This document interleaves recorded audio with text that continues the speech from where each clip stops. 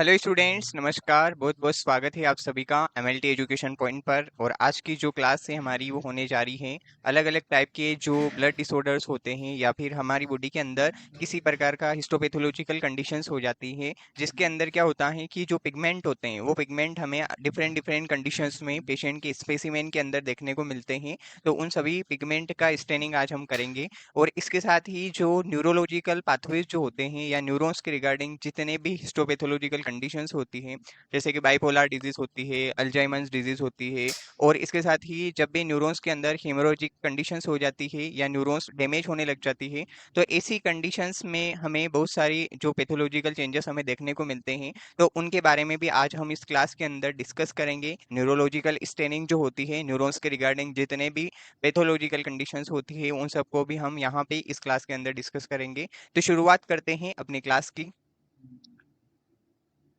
देखिए, सबसे पहले हम देखेंगे हीमोग्लोबिन जो होता है, हीमोग्लोबिन प्रेजेंट होता है हमारी बॉडी के अंदर। रेड ब्लड सेल्स के अंदर हीमोग्लोबिन हमें देखने को मिलता है। तो हीमोग्लोबिन एक प्रकार का प्रोटीन होता है जिसको हम ट्रांसपोर्टेशन प्रोटीन्स भी बोल सकते हैं, क्योंकि ये गैसेस का ट्रांसफर करता है। तो हीमोग्लोबिन जो होता है जनरली हमारे टिश्यूज के अंदर हमें देखने को मिलता है। तो उस हीमोग्लोबिन को डिटेक्शंस करने के लिए हम बेंजीडाइन मेथड जिसको हम बोलते हैं, उस मेथड का हम मोस्ट कॉमनली यहाँ पे यूज किया जाता है। तो इस स्टेनिंग के अंदर हम देखेंगे कि इसका प्रिंसिपल सबसे पहले देख लेते हैं, बेंजीडाइन मेथड का प्रिंसिपल। तो ये मेथड जो होती है, this staining reaction is based on the action of the enzyme peroxidase. ठीक है, पेरोक्सीडेज क्या होता है? एक प्रकार का ऐसा एंजाइम होता है जो कि हमारी यहाँ पे इस स्टेनिंग के अंदर हीमोग्लोबिन के साथ रिएक्ट करता है। तो यहाँ पे in the transfer of oxygen from hydrogen peroxide, ठीक है, ऑक्सीजन को ये क्या करता है? ट्रांसफर करवाता है। किसके साथ? ऑक्सीजन का यहाँ पे ट्रांसफर होगा हाइड्रोजन पेरोक्साइड के साथ, oxidising benzidine to a blue dye. ऑक्सीडाइन जो होगा यहाँ पे, ऑक्सीडेशन की रिएक्शन जो हमें देखने को मिलेगी वो हमें ब्लू डाई जो दिखाएगी। ब्लू डाई यहाँ पे यूज होगी रिएजेंट की फॉर्म में। तो यहाँ पे हाइड्रोजन पेरोक्साइड रिएजेंट जब हम यूज करेंगे तो ब्लू कलर की अपीयरेंस वहां पे हमें देखने को मिलेगी स्टेनिंग रिजल्ट के अंदर, जो ये इंडिकेट करेगी कि भाई यहाँ पे हीमोग्लोबिन जो है प्रेजेंट है। तो यहाँ पे आप किसी प्रकार का टिश्यू सेक्शन जो होता है, फ्रोजन सेक्शन या पैराफिन सेक्शन का आप यूज कर सकते हैं। तो फ्रेश फ्रोजन सेक्शन का भी हम यहाँ पे यूज कर सकते हैं, और पैराफिन से एम्बेडेड टिश्यू जो होता है उसका भी हम यहाँ पे यूज कर सकते हैं। तो किसी प्रकार का टिश्यू सेक्शन, चाहे वो किसी प्रकार के एम्बेडिंग मीडिया से एम्बेडेड हो, तो उसको हम इजीली यहाँ पे स्टेन कर सकते हैं इस मेथड के बेस पे, और हीमोग्लोबिन जो होता है उसका इजीली हम डिटेक्शन कर सकते हैं। यहाँ पे जो आपका एंजाइम जो होता है, पेरोक्सीडेज एंजाइम यहाँ पे काम करता है, और हाइड्रोजन पेरोक्साइड जो होता है ये जो होता है ऑक्सीजन को फॉर्म करता है हाइड्रोजन पेरोक्साइड की फॉर्म में। और यहाँ पे जो कलर होता है, हमें हीमोग्लोबिन का कलर ब्लू कलर का दिखाई देता है जब भी हम इस हाइड्रोजन पेरोक्साइड रिएजेंट के साथ यहाँ पे स्टेन करते हैं इस मेथड के अंदर। अगर वहां पे हीमोग्लोबिन अपीयर होगा तो ब्लू कलर की रिएक्शन जो होगा वो दिखाई देगी हमें। तो बेंजीडाइन मेथड जो होती है यहाँ पे यूज होती है हीमोग्लोबिन को डिटेक्ट करने के लिए, और ये एक मोस्ट कॉमन मेथड से जो जनरली हिस्टोपैथोलॉजिकल डिपार्टमेंट के अंदर लगाई जाती है। अब हम देख लेते हैं यहाँ पे रिएजेंट कौन कौन से यूज होते हैं। बेंजीडाइन मेथड जब भी हम लगाते हैं या बेंजीडाइन स्टेनिंग हम करते हैं, तो इसके अंदर आपके दो मेन रिएजेंट यहाँ पे यूज होते हैं। एक होता है आपका सॉल्यूशन फर्स्ट और एक होता है आपका सॉल्यूशन सेकेंड। तो सॉल्यूशन फर्स्ट जो होता है इसके अंदर आपका बेंजीडाइन यूज होगा। बेंजीडाइन यहाँ पे सोलिडिफाई फॉर्म में यूज होगा। 0.5 ग्राम हमें बेंजीडाइन लेना है और इसको डिसोल्व काई में करना है। 50 ml आपका एब्सोल्यूट एल्कोहल जो रहेगा उसके अंदर 50 ml हमें एब्सोल्यूट एल्कोहल लेना है। 50 ml एब्सोल्यूट एल्कोहल सॉल्यूशन के अंदर हम किसको डिसोल्व कर रहे हैं? यहाँ पे 5 ग्राम 0.5 ग्राम बेंजीडाइन को। ठीक है, 0.5 ग्राम है बेंजीडाइन हमें लेना है, जो कि सोलिडिफाई फॉर्म में होगा बेंजीडाइन। उसको हम डिसोल्व करेंगे 50 ml एब्सोल्यूट एल्कोहल सॉल्यूशन के अंदर। फिर आपका रहेगा dissolve 0.1 gram of sodium nitrochloride. किसके अंदर डिसोल्व करना है? 10 ml डिस्टिल वाटर के अंदर। अगला यहाँ पे जो केमिकल्स आएगा आपका, वो रहेगा आपका अगला केमिकल सोडियम नाइट्रोक्लोराइड सॉल्यूशन हम लेंगे। कितना लेंगे? इसको भी आपका 0.1 ग्राम लिया जाएगा। नाइट्रोक्लोराइड सोडियम नाइट्रोक्लोराइड जो रहेगा आपका, वो कितना लेना है हमें? 0.1 ग्राम यहाँ पे इसको लेना है, और इसको डिसोल्व काई में करना है? इसको 10 ml डिस्टिल वाटर के अंदर डिसोल्व करना है। 10 ml डिस्टिल वाटर सॉल्यूशन हमें लेना है, उसके अंदर 0.1 ग्राम सोडियम नाइट्रोक्लोराइड को हम डिसोल्व करके रखेंगे। ये दो मेन इंग्रेडिएंट आएंगे यहाँ पे, दो मेन कंपोनेंट है। Mix and make up to 100 ml with distil water. इन दोनों को हमें क्या करना है, ये अच्छी तरीके से मिक्सअप करना है, किसके अंदर, 100 ml डिस्टिल वाटर के अंदर। दोनों रिएजेंट है, दोनों सॉल्यूशंस का हमें प्रिपरेशन करना है, दोनों कंपोनेंट का रिएजेंट फर्स्ट के अंदर। और वहां पे जो डिस्टिल वाटर की क्वांटिटीज रहेगी वो कितनी रहेगी, 100 ml डिस्टिल वाटर के अंदर हमें दोनों को अच्छी तरीके से डिजोल्व करना है, और आपका ये सोल्यूशन फर्स्ट जो होगा वो तैयार हो जाएगा।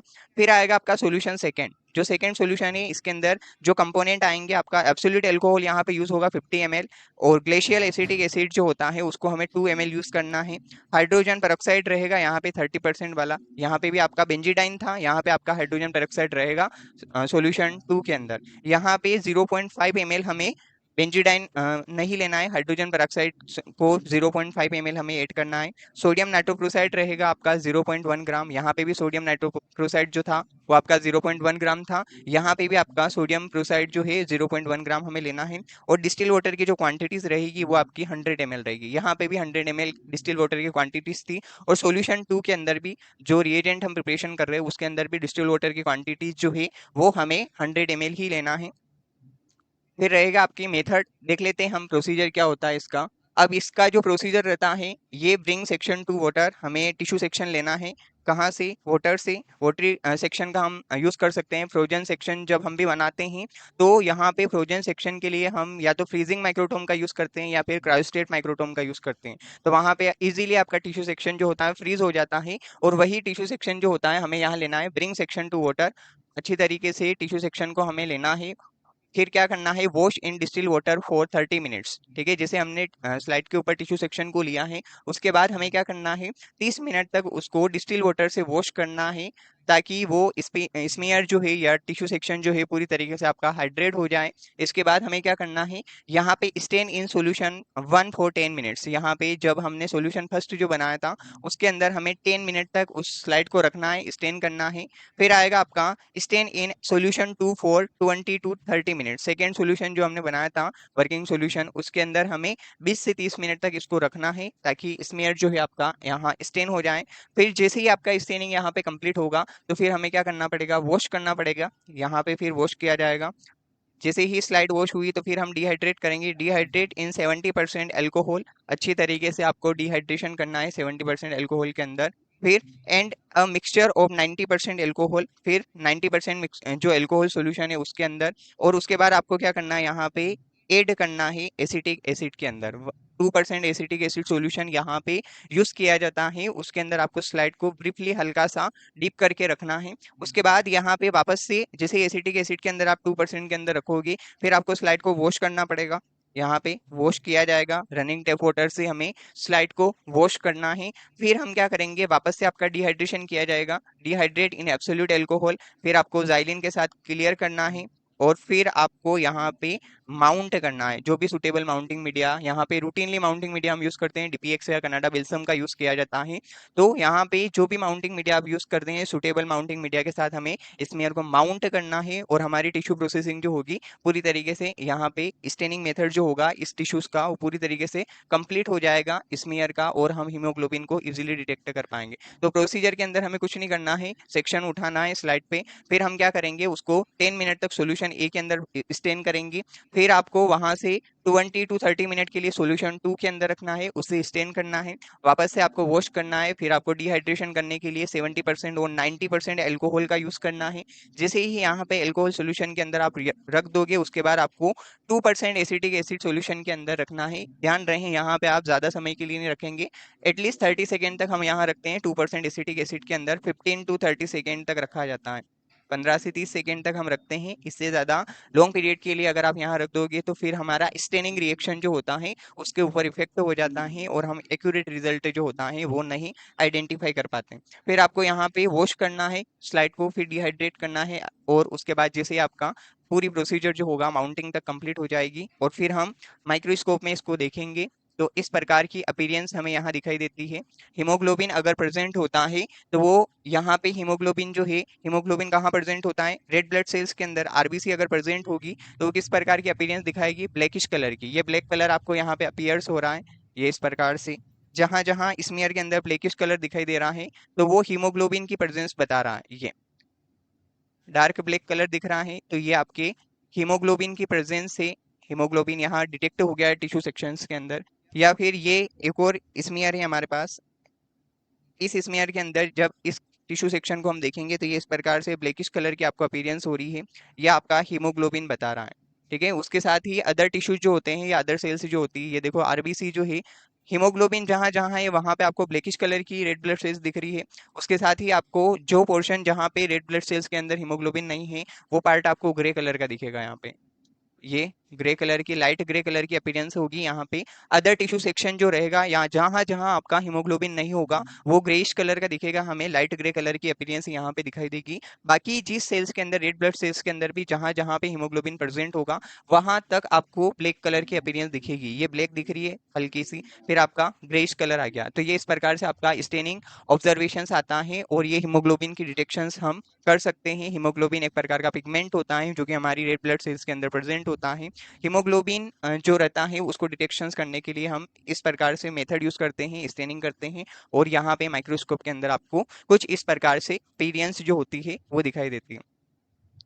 फिर अगला हीमोसाइडोरिन्स हम देखेंगे। हीमोसाइडोरिन्स, हीमोसाइडोरिन्स जो होते हैं, जैसे कि अगर हमारी बॉडी के अंदर किसी प्रकार का कोई डिसऑर्डर्स होता है, जैसे कि हमने ब्लड ट्रांसफ्यूजन के अंदर पढ़ी थी, बहुत सारी ट्रांसफ्यूजन रिएक्शंस हो जाती है, जैसे कि सर्कुलेटरी ओवरलोड हो जाता है यहाँ पे, हीमोलाइटिक कोई भी कंडीशंस हो जाती है, हीमोलाइटिक एनीमिया अगर हो गया है, या फिर ब्लड ट्रांसफ्यूजन डिसऑर्डर्स हो गया है पेशेंट को, blood transfusion disorders, blood transfusion disorders भी हो जाते हैं, या एक्सेसिव अमाउंट में जब आपकी बॉडी के अंदर आयरन जो होता है वो डिपॉजिट होना शुरू हो जाता है, आयरन ज़्यादा जमा होना शुरू हो जाएगा बॉडी के अंदर, तो भी वो आयरन ओवरलोड के अंदर आता है। तो किसी प्रकार का आयरन ओवरलोड अगर पेशेंट को हो गया है, ओवरलोड हो गया है आयरन का, या टिश्यूज के अंदर आयरन ज्यादा जमा होने लग गया है, तो ऐसी कंडीशंस में हमें यहाँ पे हीमोसाइटोसिस की कंडीशंस हो जाती है।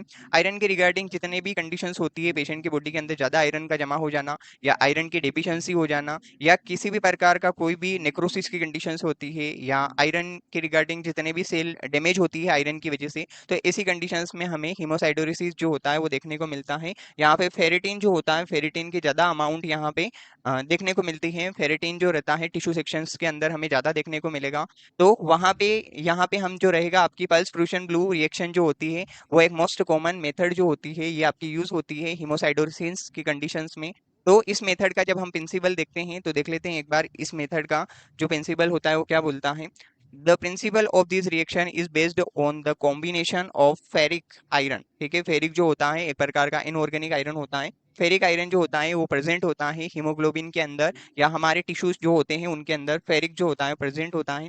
फेरिक आयरन किसके साथ रिएक्ट करता है, विथ पोटेशियम फेरोसाइनाइड। ठीक है, ये फेरिक आयरन यहाँ पे किसके साथ रिएक्ट कर रहा है, पोटेशियम फेरिसाइनाइड के साथ, इन एसिड सॉल्यूशन। किसके अंदर, एसिड जो है हमारा, एसिड सॉल्यूशन के अंदर आपका फेरिक जो है, फेरिक आयरन पोटेशियम फेरिसाइनाइड के साथ रिएक्ट करेगा, और ये क्या फॉर्म करेगा, फेरिक फेरोसाइनाइड। ठीक है, फेरिक जो है, फेरिक एक प्रकार का कंपोनेंट है, आयरन का पार्ट है ये फेरिक। फेरिक आयरन जो है वो किसके साथ रिएक्ट करेगा यहाँ पे, फेरोसाइनाइड के साथ। पोटेशियम जो रहेगा, पोटेशियम फेरोसाइनाइड के साथ आपका फेरिक जो रहेगा, फेरिक पार्ट वो रिएक्ट करेगा, और किसकी प्रेजेंस में, एसिड सॉल्यूशन के प्रेजेंट में, और ये क्या फॉर्म करेगा, फेरिक फेरोसाइनाइड। ठीक है, फेरिक फेरोसाइनाइड जो होता है वो हमें यहाँ देखने को मिलता है, ये कंपाउंड ये बनाएगा, और ये इसी को हम क्या बोलेंगे, प्रूशियन ब्लू। ठीक है, ये फेरिक फेरोसाइनाइड जो होता है ये प्रूशियन ब्लू के नाम से भी जाना जाता है, प्रूशियन ब्लू रिएजेंट इसको बोला जाता है। The ferric ferrocyanide is an insoluble precipitate. Ferric ferrocyanide जो होता है ये सोल्यूबल नहीं होता है, स्टेनिंग प्रोसीजर के अंदर ये इनसोल्यूबल फॉर्म में होता है, मिक्सअप नहीं होता है।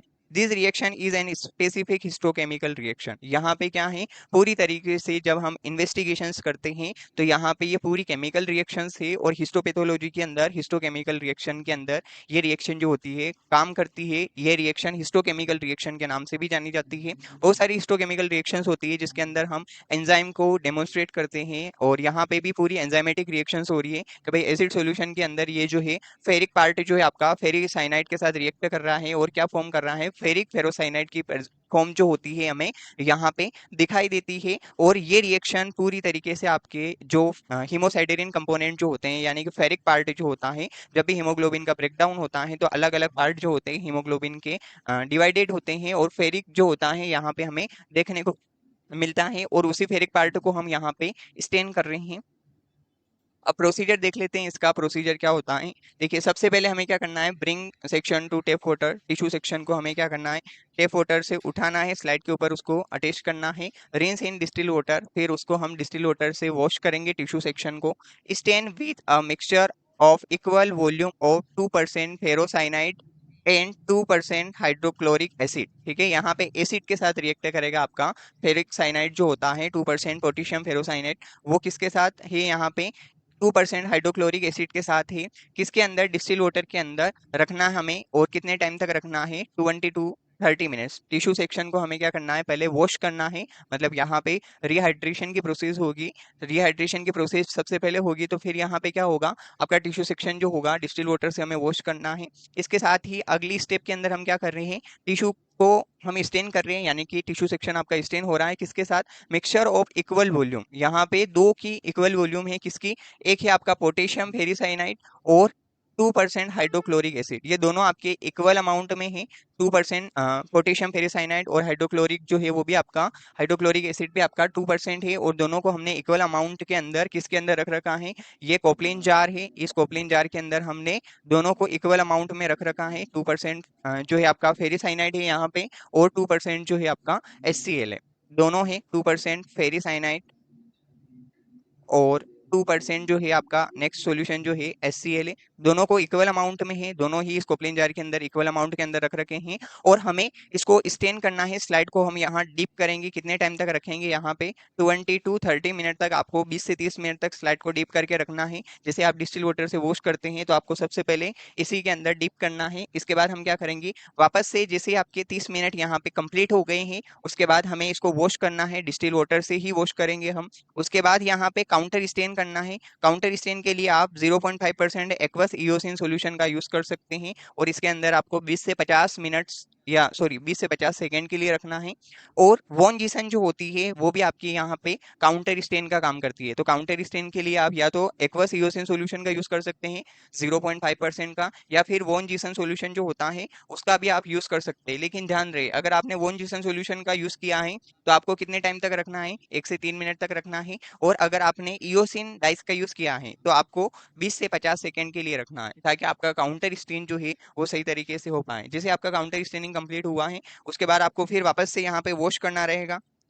स्मीयर को हम वॉश करेंगे, जैसे ही वॉश हुआ तो फिर हमें अल्कोहल सॉल्यूशन के साथ यहाँ पे डिहाइड्रेट करना है, एब्सोल्यूट अल्कोहल के साथ। फिर हम क्या करेंगे, जाइलिन जो होता है, जाइलिन से आपको क्लियर करना है। जाइलिन की हेल्प से हमें सॉल्यूशन जो है हमारा टिश्यू सेक्शन जो है उसको हम क्लीन करेंगे, क्लियरिंग एजेंट होता है जाइलिन। फिर हम माउंट करेंगे, माउंट करने के लिए हम सिंथेटिक रेसिन मीडिया का यूज करेंगे। ठीक है, अलग अलग टाइप के माउंटिंग मीडिया होते हैं, लेकिन यहाँ पे हम किस प्रकार के मीडिया का यूज कर रहे हैं, यहाँ पे हम सिंथेटिक रेसिन जो है, उस सिंथेटिक रेसिन की हेल्प से आपको क्या करना है, स्मेयर को पूरी तरीके से माउंट करना है। तो मेन रिएजेंट है आपका, उसके अंदर आपको 20 से 30 मिनट तक रखना है, पोटेशियम पेरिसाइनाइड और हाइड्रोक्लोराइड दोनों का मिक्सअप है। फिर आपका काउंटर स्टेन जो है, काउंटर स्टेन के अंदर आप या तो यूसिन का यूज कर सकते हैं, अगर आपने इसको यूज किया है तो 20 से 50 सेकेंड तक इसके अंदर हमें रखना पड़ेगा। फिर अगर हमने वोन जीसन सॉल्यूशन का यूज किया है तो उसके अंदर हमें 1 से 3 मिनट के लिए यहाँ पे रखना पड़ेगा, ताकि आपका स्मेयर जो है पूरी तरीके से वो स्टेन हो पाए, काउंटर स्टेनिंग उसकी कंप्लीट हो पाए। उसके बाद हमें जो जनरल स्टेप होती है, वॉश की, फिर डिहाइड्रेशन, फिर क्लियरिंग, फिर माउंटिंग, वही स्टेप को हमें फॉलो करना है। अब यहाँ पे अगला जो है आपका रिजल्ट देख लेते हैं। ये इस प्रकार से स्टेनिंग रिजल्ट हमें देखने को मिलता है। हीमोसाइडेरिन जो होता है वो इस प्रकार की अपीयरेंस होती है हीमोसाइडेरिन की। तो ये हीमोसाइडेरिन पार्ट है आपकी, ये इस प्रकार की यहाँ पे ये दोनों डायग्राम के अंदर आपको दिख रहे होंगे। यहाँ पे जो हीमोसाइडेरिन जो होगा, अगर यहाँ पे हीमोसाइडेरिन अगर प्रेजेंट होगा, यानी कि फेरिक साल्ट अगर प्रेजेंट होगा, या फेरी या फेरेटिन जो होता है, फेरिन फेरेटिन जो होते हैं वो भी पार्ट होते हैं। हीमोग्लोबिन जब ब्रेक होता है तो फेरिन होता है, फेरेटिन होता है। तो फेरिन और फेरेटिन जो होते हैं आपके, फेरिक साल्ट जो होते हैं वो ब्लू कलर में आपको यहाँ दिखाई देगा। ये ब्लू कलर जो दिख रहा है आपको, ब्लू कलर की जो अपीयरेंस जहां जहां दिख रही हमें, वो आपके हीमोसाइडेरिन पार्ट है। हीमोसाइडेरिन टिश्यू सेक्शन के अंदर जहां हीमोसाइडेरिन होगा, वो ब्लू कलर जो होगा वो अपीयरेंस दिखाई देगी हमें, ये जहां जहां आपको ब्लू कलर की अपीयरेंस हो रही है, ये सब आपके हीमोसाइडरिन कंपोनेंट है। इसके अंदर भी ये देखिए यहाँ पे हीमोसाइडरिन दिख रहा है, ये हीमोसाइडरिन है। तो जब भी हम इससे स्टेनिंग करेंगे तो यहाँ पे हीमोसाइडरिन जो होगा आपको ब्लू कलर में दिखाई देगा। ये ब्लू कलर जहां जहां दिख रहा है वो सब हीमोसाइडरिन के प्रेजेंस से। सेल का जो न्यूक्लियाई होता है, सेल के अंदर जो न्यूक्लियस अगर प्रेजेंट होगा तो वो आपको पिंक कलर का दिखाई देगा, पिंकिश कलर की अपीयरेंस होगी, ये इस प्रकार से पिंकिश कलर जो होता है वो दिखाई देगा। फिर आप और पिंकिश टू रेड, हल्का सा पिंकिश और रेड कलर जो होगा आपको यहाँ पे दिखाई देगा, pink to red. Pink to red colour अगर यहाँ पे दिखाई दे रहा है, इट मीन्स ये आपके सेल के न्यूक्लियाई है, न्यूक्लियाई पार्ट है। और अगर ब्लू कलर दिखाई दे रहा है तो ब्लू कलर जो है वो फेरिक सोल्ट जो है उसको डिटेक्शंस कर रहा है। फेरिक जो है अगर आपका प्रेजेंस होगा, फेरिक पार्ट यहाँ पे अगर प्रेजेंट होगा तो इस प्रकार से अपीयरेंस होगी। बाकी रेड कलर या पिंक कलर अगर दिखाई दे रहा है, इट मीन्स ये सब सेल के न्यूक्लियाई पार्ट है, ये सेल का न्यूक्लियाई है जो कि आपको पिंक कलर या रेड कलर के अंदर आपको अपीयर्स हो रहा है।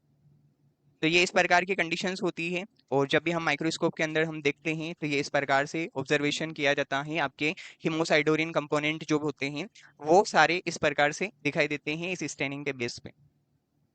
फिर आती है आपके न्यूरॉन्स। तो न्यूरॉन्स के लिए हम जो होती है आपकी ये स्टेनिंग जो होती है, बिल्स कोविस्की मेथड जो होती है आपकी, ये यूज होती है एक्सॉन एंड न्यूरोफिब्राइल्स के लिए। तो ये एक मोस्ट कॉमन मेथड है।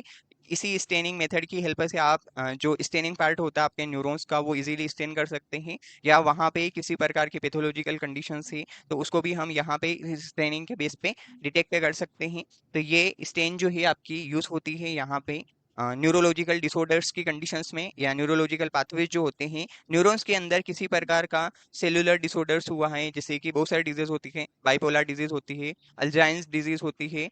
तो उन सारी डिजीज के अंदर आपको ये इस प्रकार की कंडीशन जो होती है, ये स्टेनिंग हमें डिटेक्ट करवाती है उन सभी प्रकार के पैथोलॉजिकल डिसऑर्डर्स को। तो बिल्स कोविस्की मेथड जो होती है आपकी यूज होती है एक्सॉन एंड न्यूरोफिब्रिल्स के लिए। तो एक्सॉन जो होती है न्यूरॉन्स का पार्ट होती है, और न्यूरोफिब्रिल्स जो होते हैं वो भी आपके न्यूरॉन्स के कंपोनेंट होते हैं। न्यूरॉन्स को प्रोटेक्ट करना या न्यूरॉन्स की फंक्शनिंग कैपेबिलिटीज जो होती है, काम करने की क्षमता जो होती है उसको मेंटेन करने का ये काम करती हैं, ये सब न्यूरॉन्स के ही पार्ट हैं। तो यहाँ पे आपकी बिल्स कोविस्की मेथड जो होगी वो यूज होगी। यहाँ पे जो सॉल्यूशंस है इस मेथड के अंदर आपके ये सॉल्यूशंस यूज होते हैं। तो एक बार हम सॉल्यूशन देख लेते हैं। यहाँ पे 2% एक्वस नाइट्रेट जो रहता है, सिल्वर नाइट्रेट सॉल्यूशन, ये यूज किया जाता है क्योंकि ये डायरेक्टली आपके न्यूरोलॉजिकल कंपोनेंट जो होते हैं, जैसे एक्सोन होता है, एक्सोन के ऊपर ये डायरेक्टली रिएक्ट करता है सिल्वर नाइट्रेट। और अमोनिकल सिल्वर जो होता है, अमोनियकल सिल्वर, ये भी आपका यूज होता है, दोनों सॉल्यूशन हम यूज करते हैं। तो इसके अंदर हमें क्या करना पड़ता है, 40% freshly prepared aqueous solution of sodium hydroxide. Sodium hydroxide का 40% फ्रेशली प्रिपेयर्ड सॉल्यूशन हमें लेना है। यहाँ पे एक्वस सॉल्यूशन जो होता है आपका यूज किया जाता है। फिर हमें क्या करना है, 10% aqueous silver nitrate, 10% aqueous silver nitrate जो होता है उसका हम यूज करेंगे। फिर concentrated ammonium hydroxide, ammonium hydroxide जो होगा एक्टिवेशन फॉर्म में, यानी कि कॉन्सेंट्रेटेड अमोनियम हाइड्रोक्साइड का हमें यूज करना है। फिर हमें इन सबको काई में डिसोल्व करना है डिस्टिल वाटर के अंदर। तो डिस्टिल वाटर के अंदर हम इन सबको डिसोल्व करते हैं। फिर क्या करना है आपको, अगली स्टेप के अंदर slowly add 5 drops of sodium hydroxide to 10 ml silver nitrate. देखिए यहाँ पे हमें सबसे पहले क्या करना है, ये 10 ml सिल्वर नाइट्रेट लेना है, 10 ml silver nitrate. Silver nitrate हमने कितनी क्वांटिटीज के अंदर लिया है, 10 ml सिल्वर नाइट्रेट लिया है हमने, और उसके अंदर क्या करना है, 5 ड्रॉप हमें किसकी ऐड करना है, सोडियम हाइड्रोक्साइड की। सोडियम हाइड्रोक्साइड जो रहेगा, यहाँ लिख देते हैं अपन, सोडियम हाइड्रोक्साइड, सोडियम हाइड्रोक्साइड की 5 ड्रॉप हमें ऐड करना है। ये 5 ड्रॉप हमें सोडियम हाइड्रोक्साइड की ऐड करना है, किसके अंदर, 10 ml सिल्वर नाइट्रेट सॉल्यूशन के अंदर। जैसे ही हमने 10 ml सिल्वर नाइट्रेट सॉल्यूशन के अंदर 5 ड्रॉप सोडियम हाइड्रोक्साइड की ऐड कर दी, this result in the formation of black brown precipitate. यहाँ पे हमें जैसे ही हम ऐड करेंगे इनको, तो यहाँ पे ब्लैक, जैसे ही आप ड्रॉप बाय ड्रॉप यहाँ पे सोडियम हाइड्रोक्साइड को ऐड करते जाओगे सिल्वर नाइट्रेट सॉल्यूशन के अंदर, तो जैसे ही हम इसको ऐड करेंगे ना, तो यहाँ पे ब्लैक कलर जो होगा वो प्रेसिपिटेट होगा, इस प्रकार की रिएक्शन हमें दिखाई देगी। The precipitate is dissolved bye adding of ammonium hydroxide. ठीक है, इसको भी हमें क्या करना है, ये जो प्रेसिपिटेट बना है आपका, जो सुपरनेटेंट पार्ट, ये यहाँ पे जो प्रेसिपिटेट बना है, तो यहाँ पे इस प्रेसिपिटेट को भी हमें क्या करना है, डिसोल्व करना है। The precipitate is dissolved by adding of ammonium hydroxide dropwise. इस प्रेसिपिटेट को भी आप कैसे डिसोल्व करोगे, इसके लिए आप अमोनियम हाइड्रोक्साइड को ऐड करोगे। यहाँ पे हमें अमोनियम हाइड्रोक्साइड को ऐड करना है। ताकि आपका ये जो प्रेसिपिटेट बना है सोडियम हाइड्रोक्साइड जो आप ऐड कर रहे थे ड्रॉप बाय ड्रॉप, तो वहां पे एक प्रेसिपिटेट फॉर्म बन गया है। 10 ml सिल्वर नाइट्रेट के अंदर हमने इसको ऐड किया था, फिर 5 ड्रॉप इसकी ऐड करी थी। अब ये प्रेसिपिटेट को हम डिजोल्व करने का जो काम करेगा वो हमारा अमोनियम हाइड्रोक्साइड करेगा। तो अमोनियम हाइड्रोक्साइड को यहाँ पे हम डिजोल्व करने के लिए ऐड कर रहे हैं, ये भी आपका ड्रॉप वाइज ऐड होगा। Shaking well after each drop, जैसे ही आप यहाँ पे अमोनियम हाइड्रोक्साइड को ड्रॉप बाय ड्रॉप ऐड कर रहे हैं, जैसे आपने ड्रॉप बाय ड्रॉप इसको ऐड किया है, तो हर एक ड्रॉप के अंदर आपको अच्छी तरीके से शेक करना है, अच्छी तरीके से मिक्सअप करना है। Shake well after each drop, जैसे आपने कोई भी ड्रॉप ऐड करी है सभी ड्रॉप के अंदर आपको क्या करना है, अच्छी तरीके से इसको शेक करना है। नॉट मोर देन 18 ड्रॉप, आपको 18 ड्रॉप से ज्यादा ऐड नहीं करना है। किसकी? अमोनियम हाइड्रोक्साइड की।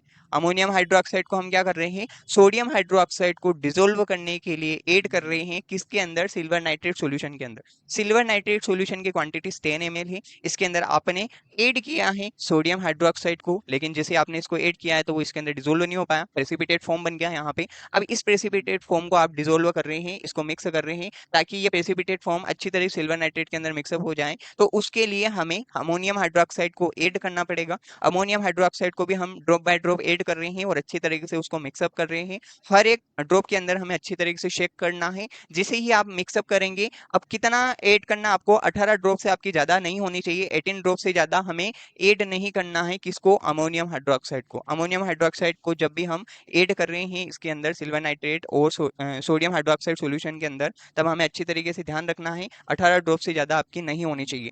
देन 10 ml डिस्टिल वाटर, जैसे ही आपने 18 ड्रॉप तक ऐड कर दिया, मिक्सअप हो गया है, इसके बाद हमें क्या करना है, 10 ml यहाँ पे किसको ऐड करना है, 10 ml हम ऐड करेंगे डिस्टिल वाटर को।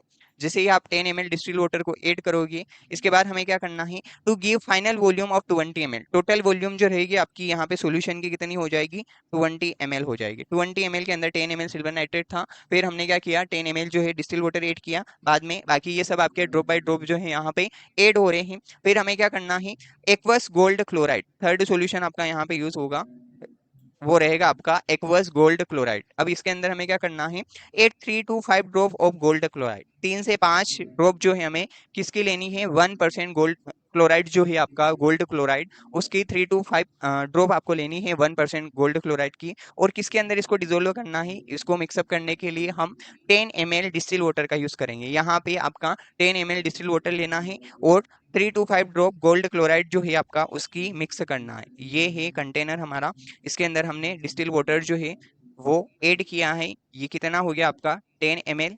अब यहाँ पे हमें गोल्ड क्लोराइड कितना लेना है, गोल्ड क्लोराइड लेना है आपको 1% गोल्ड क्लोराइड की आप कितनी ड्रॉप ऐड करेंगे, गोल्ड क्लोराइड की हम जो रहेगा यहाँ पे 2% एक्वस गोल्ड क्लोराइड, उसकी 3 to 5 ड्रॉप ऐड करेंगे।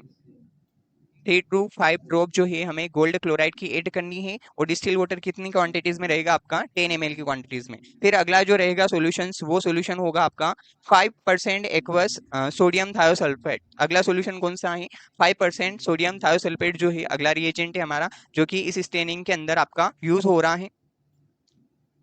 अब हम प्रोसीजर देख लेते हैं। तो प्रोसीजर बहुत ही सिंपल है, यहाँ दिख जरूर बड़ा रहा होगा आपको, लेकिन बिल्कुल माइन्यूट प्रोसेस है, स्टेप बाय स्टेप प्रोसेस है। अब इसके अंदर हम क्या करेंगे, देखिए प्रोसीजर के अंदर सबसे पहले हमें क्या करना है, फॉर्मेलिन फिक्स्ड टिश्यू लेना है। टिश्यू सेक्शन जो है आपका वो कौन सा है, फॉर्मेलिन के अंदर। फॉर्मेलिन क्या है, फॉर्मेलिन एक प्रकार का फिक्सेटिव एजेंट है, फिक्स्ड करने का काम करता है फॉर्मेलिन, पढ़ रखा आप लोगों ने। तो टिश्यू सेक्शन जो है कायम में फिक्स्ड है आपका फॉर्मेलिन के अंदर। Formalin fixed tissue block, tissue का ब्लॉक आपको कौन सा लेना है, ऐसा टिश्यू ब्लॉक लेना है जो टिश्यू जो है आपका फॉर्मेलिन के अंदर फिक्स्ड हो। 3 to 6 week in formalin, duration period कितना होना चाहिए उसका फिक्स होने का, 3 से 6 सप्ताह तक आपका टिश्यू जो रहेगा फॉर्मेलिन के अंदर फिक्स्ड रहेगा, वही टिश्यूज हमें लेना है। अब टिश्यू ब्लॉक को हमें क्या करना है, tissue block are cut into thin slices, ठीक है, छोटे छोटे थिन सेक्शन के अंदर हमें टिश्यू को कट करना है, thin slices of tissues and washed in running tape water, ठीक है। हमें उन टिश्यू सेक्शन को स्मॉल पीसेस के अंदर कट करना है, मतलब उसकी माइक्रोटोमी करनी है। माइक्रोटोमी करने के बाद हम क्या करेंगे, मतलब जब हम माइक्रोटोमी करते हैं उससे पहले हम थिन सेक्शन जो होते हैं, स्लाइस जो होते हैं, उसके छोटे छोटे टुकड़े काटते हैं, उसके बाद आपकी माइक्रोटोमी की जाती है। तो यहाँ पे क्या करना है, टिश्यू जो है फॉर्मेलिन के अंदर फिक्स्ड था, फिर आपने उसको लार्जर यानी कि स्लाइस काट लिए, उसके थिनर स्लाइसेस आपने काट लिए। उसके बाद आपको क्या करना है, वॉश करना है रनिंग टेप वाटर से। वो जो पीस बने हैं टिश्यूज के वो आपको वॉश करना है रनिंग टेप वाटर से, कितने टाइमिंग के लिए, 24 आवर्स के लिए। रनिंग टेप वाटर जो है उसके अंदर हमें 24 आवर्स से तक उसको वॉश करना है। जैसे ही आप यहाँ पे 24 आवर्स तक वॉश कर देंगे, उसके बाद हमें क्या करना पड़ेगा, followed by several changes of distil water. अलग अलग प्रकार के चेंजेस जो होते हैं हमें वहां दिखाई देते हैं जब भी हम वॉश करते हैं टिश्यू सेक्शन को। तो जैसे ही आपकी वॉशिंग की प्रोसेस कंप्लीट होगी तो सेवरल चेंजेस जो होंगे हमें वहां देखने को मिलेंगे टिश्यूज के अंदर। अब यहाँ पे जैसे ही आपका लार्जर पीस कट हो गए, टिश्यूज के स्लाइस कट हो गए, उसके बाद आपने उसको वॉश भी कर दिया है। जैसे ही वॉश कंप्लीट हुआ है तो उसके बाद हमें क्या करना है, कट करना है, कट थिन फ्रोजन सेक्शन। यहाँ पे टिश्यूज को हमें स्मॉल जो पीसेस है उसके कट करना है, मतलब माइक्रोटोमी की प्रोसेस करनी है। और फ्रोजन सेक्शन जो बनाते हैं हम वहां पे क्रायोस्टेट माइक्रोटोम या फ्रीजिंग माइक्रोटोम का यूज होता है। क्रायोस्टेट माइक्रोटोम का हम यूज करते हैं फ्रोजन सेक्शन के लिए। और फ्रीजिंग माइक्रोटोम जो रहता है आपका वो क्या करता है, फ्रीजिंग करने का काम करता है। फ्रीजिंग माइक्रोटोम का भी हम यूज कर सकते हैं यहाँ पे। लेकिन अर्जेंट जो रहेगा, अर्जेंट के लिए हमें किस प्रकार का यूज करना है, अर्जेंट के लिए हमें अर्जेंट डायग्नोसिस जब करना होता है तो हम क्रायोस्टेट माइक्रोटोम का यूज करते हैं। तो यहाँ पे टिश्यू सेक्शन को हमें कट करना है, फिर इन टिश्यू सेक्शन को हमें कहाँ पे रखना है, प्लेस करना है डिस्टिल वाटर के अंदर। जैसे ही आपका टिश्यू सेक्शन कट हुआ है, फ्रोजन सेक्शनिंग उसकी कंप्लीट हो गई है, फिर हम क्या करेंगे, डिस्टिल वाटर के अंदर उस टिश्यूज को हम प्लेस करेंगे। जैसे ही प्लेस कंप्लीट हुआ है, प्लेस कर दिया हमने टिश्यूज के अंदर, immerse in 2% silver nitrate until brown for अब 18 टू 14 आवर्स। ठीक है, यहाँ पे हम क्या करेंगे, इमर्स करेंगे, मतलब रखेंगे किसके अंदर, टिश्यूज को रखा जाएगा आपका सिल्वर नाइट्रेट सॉल्यूशन के अंदर। टिश्यूज को जैसे ही डिस्टिल वाटर से वॉश किया आपने, उसके बाद आपको सिल्वर नाइट्रेट सॉल्यूशन के अंदर रखना है। कब तक रखना है, ब्राउन, जब तक वो टिश्यूज जो है ब्राउन कलर का ना दिखे, ब्राउन मतलब हल्का सा भूरे रंग का ना हो जाए, तब तक हमें उस टिश्यूज को रखना है। जनरली ये कितने टाइम तक रखा जाता है, ये रखा जाता है 18 से 14 घंटे के लिए। जनरली हमें 14 घंटे के अंदर ब्राउन कलर अपीयर्स हो जाता है। मैक्सिमम पीरियड जो होता है उसका 18 घंटे तक रहता है। तो लंबे समय तक हम ज्यादा नहीं रख सकते हैं, 14 टू 18 आवर्स तक हम जैसे ही उसको रखेंगे तो यहाँ पे जैसे ही सिल्वर नाइट्रेट रिएक्ट करेगा टिश्यू सेक्शन के साथ, 2% सिल्वर नाइट्रेट सॉल्यूशन जो है हमारा, उसके अंदर हम टिश्यूज को इमर्स्ड कर रहे हैं, उसको रखा जा रहा है टिश्यूज को। जैसे ही यहाँ पे 14 टू 18 घंटे कंप्लीट होंगे, आवर्स जैसे कंप्लीट होंगे, तो टिश्यूज हल्के से भूरे रंग का आपको दिखाई देगा। फिर हम क्या करेंगे, जैसे ही ये प्रोसेस कंप्लीट हुई 14 टू 18 आवर्स तक की सिल्वर नाइट्रेट के अंदर रखने की, उसके बाद उसको वॉश करना है ब्रीफली इन डिस्टिल वाटर। हल्का सा आपको टिश्यू सेक्शन को डिस्टिल वाटर से वॉश करना है। इसके बाद हमें अगली स्टेप के अंदर क्या करना है, प्लेस इन अमोनियकल सिल्वर सॉल्यूशंस। यहाँ पे हमने सिर्फ 2% सिल्वर नाइट्रेट के अंदर रखा था और वो ब्राउन कलर का हो गया था। अब हम क्या करेंगे, वापस से अमोनिकल सिल्वर सॉल्यूशन के अंदर रखा जाएगा। यहाँ पे अमोनिया भी प्रेजेंट है, अमोनिकल सिल्वर सॉल्यूशन है आपका नेक्स्ट रिएजेंट। इसके अंदर आप कब तक रखोगे, अंटिल डीप ब्राउन। यहाँ पे भी आपका गहरा भूरे रंग का ना हो, यहाँ पे हल्का सा ब्राउन कलर का दिखाई दे रहा था, यहाँ पे डीप ब्राउन कलर दिखेगा, मतलब ब्राउन कलर जो होगा ज्यादा अपीयर्स होगा। कितने टाइम में हो जाता है, जनरली हम 10 से 15 मिनट तक रखेंगे। यहाँ पे आपका 14 से 18 घंटे तक रखा गया था, वापस से 18 आवर्स आपके कंप्लीट हुए, ब्राउन कलर हो गया, आपने वॉश कर दिया है। जैसे वॉश कर दिया है तो फिर अगला सोल्यूशन है आपका अमोनिकल सिल्वर नाइट्रेट सोल्यूशन है। अमोनिया यहाँ प्रेजेंट है, यहाँ पे हम लंबे समय तक नहीं रखेंगे। यहाँ से आपकी स्टेनिंग प्रोसेस शुरू हो रही है, यहाँ पे आपको 10 से 15 मिनट के लिए ही रखना है। किसके अंदर, अमोनियम सिल्वर नाइट्रेट सॉल्यूशंस के अंदर। टिश्यू सेक्शन को यानी कि स्लाइड को हम कितने टाइम तक रखेंगे, 10 से 15 मिनट तक हम रखेंगे। Wash in several changes of distil water. आपको वॉश करना है एटलीस्ट 2 to 3 टाइम तक हम वॉश करते हैं, डिस्टिल वाटर के अंदर डिप करके रखते हैं, फिर डिप किया जाता है, फिर बाहर निकाला जाता है।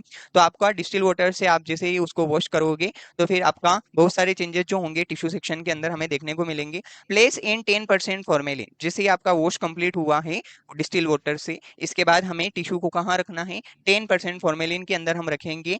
एंड उसके बाद हमें क्या करना है, यहाँ पे इस 10% फॉर्मेलिन के अंदर आप ज्यादा समय तक नहीं रखेंगे, बिल्कुल माइन्यूट 30 सेकेंड तो 1 या 2 मिनट तक आप रख सकते हैं। इसके बाद हमें क्या करना पड़ेगा, ट्रांसफर करना है इसको जितना जल्दी हो सके उतना जल्दी। किसके अंदर रखना है, फ्रेश फॉर्मेलिन सॉल्यूशन के अंदर। अब फॉर्मेलिन यहाँ पे फिक्सेटिव है, यहाँ पे भी आपका 10% फॉर्मेलिन सॉल्यूशन हुआ है। अब यहाँ पे आपको क्या करना है, फ्रेश फॉर्मेलिन का यूज करना है, 10% का नहीं रखना है। यहाँ पे आपको फ्रेश फॉर्मेलिन सॉल्यूशन का यूज करना है। उसके अंदर हमें कितने समय तक रखना है, इसके अंदर हमें 15 से 20 मिनट तक रखना है। जैसे ही आपका वॉश कंप्लीट हुआ है, स्टेनिंग हुआ है, वॉशिंग की प्रोसेस कंप्लीट हुई है, बहुत सारे चेंजेस हमें टिश्यू सेक्शन के अंदर देखने को मिल गए हैं। अब इसके बाद हमें क्या करना है, 10% फॉर्मेलिन के अंदर तुरंत रखेंगे हम। इसके बाद जैसे ही यहाँ पे रखा है तो तुरंत यहाँ से लंबे समय तक नहीं रख सकते हैं, क्योंकि कंटामिनेशन होने के चांसेस जो होते हैं वो बढ़ जाते हैं। जैसे ही यहाँ पे 10% फॉर्मेलिन के अंदर रखा है तो फिर आपको फ्रेश फॉर्मेलिन सोल्यूशन तैयार करना है। फ्रेश फॉर्मेलिन के अंदर आपको 15 से 20 मिनट तक रखना है जब भी हम स्टेनिंग कर रहे हो तब। उसके बाद जैसे ही आपका यहाँ पे फॉर्मेलिन के अंदर सॉल्यूशन को रख दिया है हमने, फॉर्मेलिन सॉल्यूशन के अंदर टिश्यूज को रख दिया है 15 से 20 मिनट के लिए। उसके बाद आपको वॉश करना है वापस से, wash well in tape water, running tape water से आपको अच्छी तरीके से वॉश करना है टिश्यू सेक्शन को, फॉलोड बाय डिस्टिल वाटर। ठीक है, उसके बाद फिर हम कहाँ रखेंगे, डिस्टिल वाटर से उसको वॉश करेंगे। Turn in 0.2% gold chloride. अब यहाँ पे गोल्ड क्लोराइड क्या है, वो भी आपका डाइज है, कलर प्रोड्यूसिंग एजेंट है, ये भी गोल्ड क्लोराइड। ये क्या करेगा, कलर प्रोड्यूस करवाने का काम करेगा। तो अब हमें कहाँ रखना है, गोल्ड क्लोराइड सॉल्यूशन के अंदर रखना है अनटिल सेक्शंस आर ग्रे। जब तक आपका गोल्ड क्लोराइड के अंदर आपने सॉल्यूशन को रखा है, जब तक आपका स्मीयर जो है अच्छी तरीके से ग्रे ना हो जाए।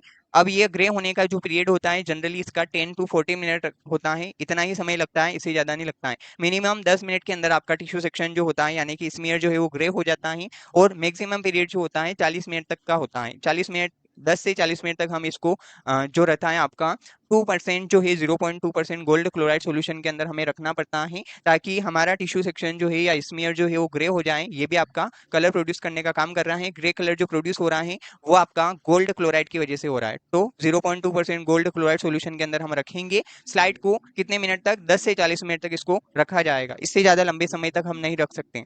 जैसे ही यहाँ तक इतना प्रोसीजर कंप्लीट हुआ है, इसके बाद हम क्या करेंगे, फिर वापस से हमें वॉश करना है स्लाइड को, वॉश विथ डिस्टिल वाटर। जैसे ही आपने गोल्ड क्लोराइड के अंदर रखा है 0.2% गोल्ड क्लोराइड के अंदर, यहाँ पे 10 से 40 मिनट के लिए हमने रखा था। जैसे ही वहां पे पूरा सॉल्यूशन कंप्लीट हुआ है उसके साथ हमने रख दिया है स्मीयर को। इसके बाद हमें वापस से वॉश करना पड़ता है, wash with distil water. Distil water से हमें वॉश करना है। फिर हमें क्या करना है, remove unreduced silver by treatment with 5% sodium thiosulphate. अगर एक्सेसिव अमाउंट में वहां पे सिल्वर अगर हो गया है या अनरिड्यूस सिल्वर है, रिडक्शन के प्रोसेस वहां पे कंप्लीट नहीं हुई है सिल्वर की, तो ऐसी कंडीशंस में हमें सोडियम थायोसल्फेट के साथ हमें उसको रखना है, ताकि आपका जो है अच्छी तरीके से अनवांटेड सिल्वर जो है वहां से रिमूव हो जाए। सोडियम थायोसल्फेट जो है यहाँ पे रिमूवल करने का काम कर रहा है। उसके बाद वापस से हम वॉश करेंगे डिस्टिल वाटर की हेल्प से। अब काउंटर स्टेन के लिए हम न्यूक्लियाई विद न्यूट्रल रेड और सेफ्रेनिन का यूज कर सकते हैं। काउंटर स्टेन क्या काम करती है, काउंटर स्टेन का काम जो होता है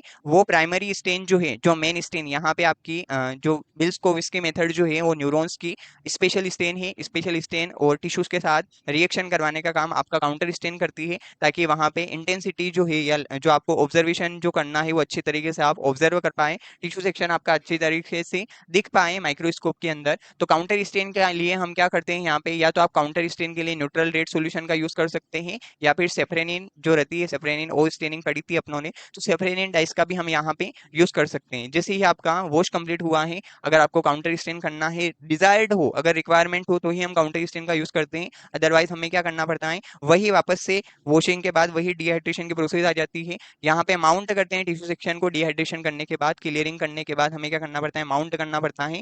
एक्वस माउंटिंग मीडिया का आपका यूज होता है। ठीक है, और डिहाइड्रेशन के लिए हमें क्या करना है, dehydration in ascending grades of alcohol. ठीक है, डिहाइड्रेशन के लिए हम कैसे वॉश करते हैं, पहले हम 70% में रखते हैं, फिर 80% में रखते हैं। तो इस फॉर्म को हम क्या बोलते हैं, असेंडिंग कंडीशंस बोलते हैं। फिर हम 100% के अंदर रखेंगे, यानी कि एब्सोल्यूट एल्कोहल के अंदर आपका रखा जाएगा स्मीयर को, ताकि वो पूरी तरीके से वहां से डिहाइड्रेट हो जाए। तो dehydration in ascending grades of alcohol, tissue section को हमें डिहाइड्रेट करना है असेंडिंग कंडीशंस में, अलग अलग ग्रेड्स के अंदर रखेंगे हम एल्कोहल के। उसके बाद क्लियर इन जाइलिन, जाइलिन से हमें क्लियर करना है, क्लियरिंग एजेंट है आपका जाइलिन, जाइलिन का यूज किया जाएगा। उसके बाद mount in synthetic resin medium, यहाँ पे न्यूरॉन्स को माउंट करने के लिए यहाँ पे कौन सा मीडिया यूज किया गया है, न्यूरॉन सेक्शंस को माउंट करने के लिए सिंथेटिक रेसिन मीडिया जो है इसका हम यूज करते हैं। जैसे ही आपका माउंटिंग की प्रोसेस कंप्लीट होती है तो फिर हमें रिजल्ट जो होता है वो देखने को मिलता है कुछ इस प्रकार से। आपका टिश्यू सेक्शन जो होता है इसका रिजल्ट हमें दिखाई देता है। देखिए यहाँ पे न्यूरोफिब्रिल्स जो होते हैं, न्यूरोफिब्रिल्स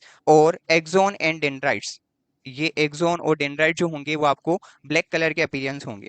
ठीक है, यहाँ पे देख लेते हैं हम, ये आपका स्टेनिंग स्लाइड है। जब भी आप माइक्रोस्कोप के अंदर देखोगे तो कुछ इस प्रकार से कंडीशंस होगी, इस प्रकार से अपीयरेंस दिखाई देगी हमें। न्यूरॉन्स जो है आपके न्यूरॉन्स के पार्ट जो है ये ब्लैकिश कलर के जो दिख रहे हैं ये सब आपके न्यूरॉन्स हैं, ठीक है। एक्सोन है, डेंड्राइट्स है यहाँ पे।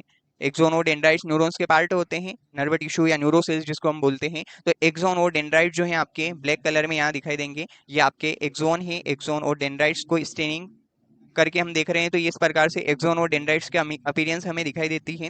बाकी बैकग्राउंड बैकग्राउंड करने का काम कौन करती है? बैकग्राउंड करने का काम आपका ग्राउंड स्टेन जो होती है या काउंटर स्टेन जिसको हम बोलते हैं वो करती है। तो बैकग्राउंड जो पार्ट रहेगा आपका ग्रेश कलर का यहाँ पे दिखाई देगा। तो ये इस प्रकार की अपीयरेंस जो है हमें देखने को मिल रही है। ग्रे कलर अगर दिख रहा है आपको टिश्यू सेक्शन के अंदर तो वो आपका बैकग्राउंड पार्ट है। बैकग्राउंड जो होता है हमें ग्रे कलर का दिखाई देगा। इस प्रकार से आपको जो भी दिखाई दे रहा है ये सब बैकग्राउंड है। बाकी जो मेन जो सिलेक्टिव कंपोनेंट था अपना जिसको हमें स्टेन करना था, न्यूरो टिश्यूज या नर्वस सेल्स, तो वो न्यूरॉन्स के जो पार्ट होते हैं एक्सोन और डेंड्राइट जो है वो हमें किस प्रकार के दिखाई दे रहे हैं? ब्लैकिश कलर के यहाँ पे दिखाई दे रहे हैं। तो ये इस प्रकार से आपका स्टेनिंग यहाँ पे कंप्लीट होता है। एक और स्लाइड हम देख लेते हैं। तो ये एक और स्लाइड जो है आपकी, इस स्लाइड के अंदर भी ये इस प्रकार से हमें अपीयरेंस होगी। ब्लैकिश कलर के यहाँ पे दिखाई देंगे हमें न्यूरॉन्स जो होगा, न्यूरो टिश्यू जो होंगे ये ब्लैक ब्लैक कलर के अपीयरेंस जो आपको दिखाई दे रही है ये स्लाइटली ब्लैकिश है माइन्यूट लेवल पे। ये आपके न्यूरॉन्स है। बाकी सब बैकग्राउंड पार्ट जो है आपको ये इस प्रकार से ग्रेश कलर का दिखाई दे रहा है।